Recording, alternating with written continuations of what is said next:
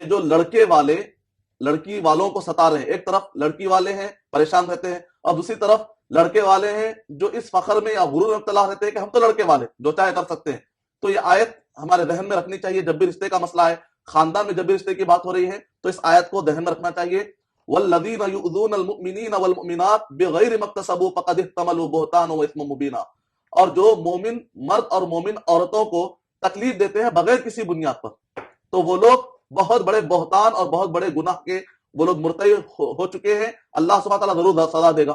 اور سورہ بروج کے اندر اللہ سبحانہ تعالیٰ ارشاد فرما رہے ہیں ان الذین فتنوا المؤمنین والمؤمنات، کہ وہ لوگ جو مومن عورتوں یا مردوں کو تکلیف دیتے ہیں، آزمائش میں ڈالتے ہیں، فتنوا المؤمنین والمؤمنات ثم لم یتوبوا، پھر وہ توبہ نہیں کرتے،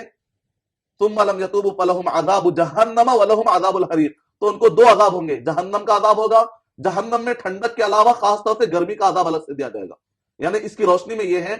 کہ جو لوگ لڑکی کے گھرانوں کو جاتے ہیں، جا کر لڑکی کے سامنے عیب بیان کرتے ہیں یا ریجیکٹ کرتے ہیں یا الٹے سیدھے نام رکھتے ہیں، نتیجے میں لڑکی کو ذہنی طور پہ تکلیف ہوتی ہے، یا ہے کہ فوٹو لے کر گھروں میں رکھ لیتے ہیں، نتیجے میں کئی لوگوں کے پاس کئی لڑکیوں کے فوٹو گھر میں جمع ہو جاتے ہیں، شادی تو نہیں کرتے لیکن حرام طور پر وہ بچوں کے فوٹو پر نظریں ڈالتے ہیں، دیور گھر میں لڑکے نوجوان بچے۔ جیسی طریقے سے